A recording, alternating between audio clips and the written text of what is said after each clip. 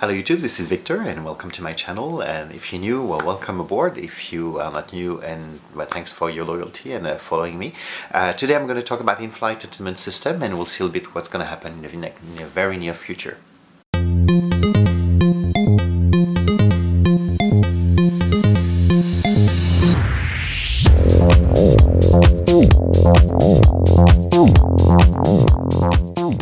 So in-flight entertainment, something started years and years ago.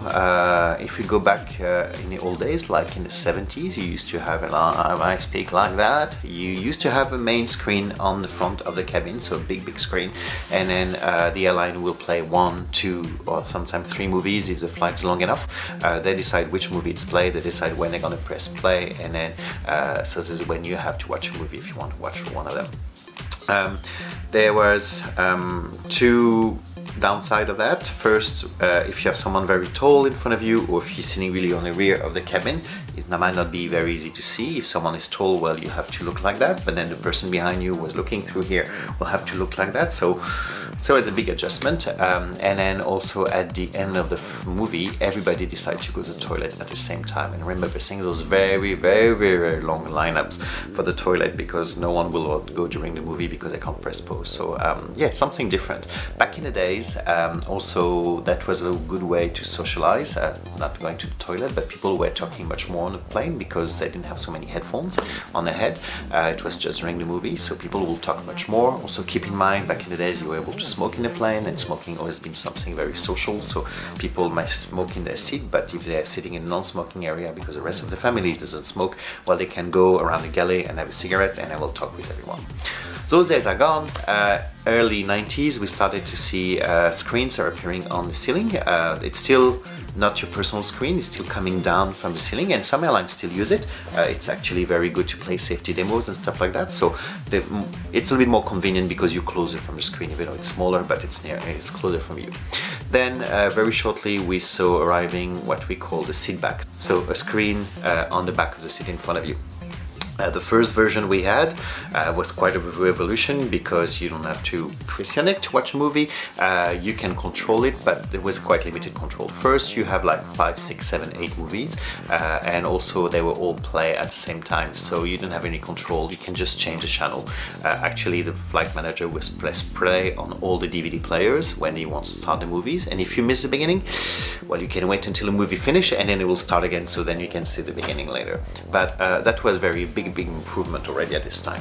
A little bit later we started to see, and I'm talking about early 2000, something that's very similar to what we have, bigger catalog, and give control to the passenger to start to play and pause whenever they want. I remember flying, I think it was around 2006 or 2007, going to India, and through Singapore Airlines I was amazed by, there was like 30 Bollywood movies just on the same flight, so that was quite amazing. What we have now is very similar. Big difference is all screens are actually touchscreen. The response time is very faster, very comparable to what you have if you use a tablet or an iPad. And then you can actually sometimes also plug in your device in it. Not you will charge it, but at the same time you can also sometimes play your own content straight on the screen in front of you. Now airlines are facing a dilemma. What should they do with it? Should they keep on having it, or just go with a Wi-Fi base and stream content directly on the passenger's device? Because most of the passengers now will have their own screen on board, a tablet, a laptop or a phone, and you know how to use your own device, so that makes it a little bit easy. The pros for that is no more equipment to carry, so you save on fuel, but no more equipment to maintain, because you should see the number of passengers who will leave the headphone plugged in the seat when they leave, and when they stand up they break the cable in it, and then a small piece of the pin remains in the slot.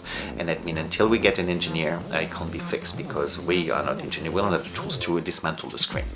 Also, those big units that contain the hard drive and all this device, all the stuff behind it, usually is under the seat in front of you, so it might take some leg room, so it's good if they go out. So we're saving on weight, on maintenance. You should see also the number of kids who are actually putting anything they can in a credit card reader, or actually in a headphone, so we'll find bread, we'll find everything in there. So It's actually a good saving for the airlines. The other thing is having the seat back, they can actually control what they want to do with it. We are about to have our economy menu straight on the screen, so rather than making a PA and interrupting passengers, saying today we have the beef coming with mash or we have the chicken coming with la la la, we can actually display it on the screen. That will help the passengers who don't speak English or French, because they will be able to visualize it and then make the selection from there. We can also avoid some PAs just to increase the comfort of the passenger by having the information, arrival information, transfer information, everything directly on their screen. So we don't have to say all the list of connecting flights and all the gates. They can actually access it straight on the screen. So some airlines decide to keep the in-flight element, IFE, because it's part of the whole passenger experience.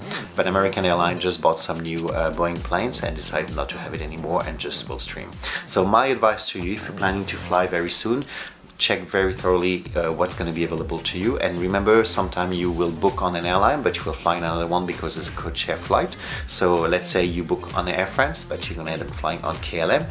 Well, make sure that KLM actually have the screens, because there might be an airline that decide to only stream, so you need to bring your own device. So be very careful which airline you're going to actually fly and not with who you booked, and then check the website of this airline to see with this aircraft is there any content available and how is it provided to you.